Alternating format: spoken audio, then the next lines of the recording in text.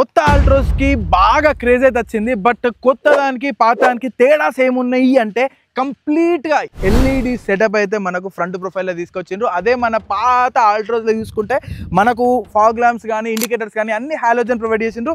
ఇక్కడ మనకు complete LED, దాంతో పాటు డిఆర్ఎల్స్ కూడా మనకి ఎల్ఈడీలో ప్రొవైడ్ చేసిండ్రు. దాంతో పాటు ఇవే డిఆర్ఎల్స్ మనకైతే ఇండికేటర్స్ లాగా పనిచేస్తాయి. ఇంకొక కిరాక్ ఫీచర్ ఏంటి అంటే ఇక్కడ మనకి ఏవైతే ఫాగ్ ల్యాంప్స్ ప్రొవైడ్ చేసిండ్రో అవన్నీ కూడా కార్నరింగ్ లైట్స్ లాగా ప్రొవైడ్ చేసి, అంటే మనం ఎప్పుడైతే స్టీరింగ్ రైట్ తిప్పుతామో రైట్ లైట్ ఆన్ అవుతుంది, ఎప్పుడైతే లెఫ్ట్ తిప్పుతామో లెఫ్ట్ లైట్ ఆన్ అవుతుంది. అండ్ మనకు పాత ఆల్ట్రోస్ లా ప్రొజెక్టెడ్ హెడ్ ల్యాంప్స్ ప్రొవైడ్ చేస్తే అదే మనకు కొత్త ఆల్ట్రోస్ లా ఐస్ క్యూబ్ లాంటి ఎల్ఈడి హెడ్ ల్యాంప్స్ అయితే ప్రొవైడ్ చేయడం జరిగింది. ఓవరాల్ గా మనకు ఏరోడైనమిక్స్ కూడా కంప్లీట్ గా చేంజ్ అయిపోయింది. దాంతో పాటు ఫ్రంట్ గ్రిల్ మొత్తం కూడా మనకు పియానో బ్లాక్ ఫినిషింగ్ లో వచ్చింది.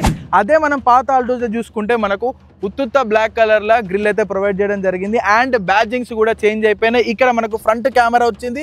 ఓవరాల్ కంప్లీట్ ప్రొఫైల్ అయితే మారిపోయింది. ఇట్లా చెప్పుకుంటా పోతే దీని సైడ్ ఇంటీరియర్, ఇన్ఫోటైన్మెంట్, దాంతో పాటు ఇంజన్స్, ట్రాన్స్మిషన్స్, ఇట్లా మస్తు కొత్త కొత్త చేంజెస్ అయితే వచ్చినాయి. ఒకవేళ మీరు ఈ రెండు డిఫరెన్స్ లను చూడాలి ఇన్ డీటెయిల్ గా అనుకుంటే బయోలో లింక్ ఉంటుంది, ఖచ్చితంగా పోయి సబ్స్క్రైబ్ చేసుకొని చూడండి. ఎందుకంటే ఇన్ డీటెయిల్డ్ గా రెండు వెహికల్స్ ఏమేమి చేంజెస్ ఉన్నాయి, ఎందుకు ఇంత ఈ వెహికల్ కి హైప్ వచ్చింది, ఈ వెహికల్ కొనన్నా లేకపోతే తక్కువ బడ్జెట్ సెకండ్ హ్యాండ్ ఆ వెహికల్ కొనన్నా, ఈ రెండు క్లారిటీస్ అయితే ఇచ్చేసిన. సో జల్దీ పోయి వీడియోని అయితే చూసేయండి.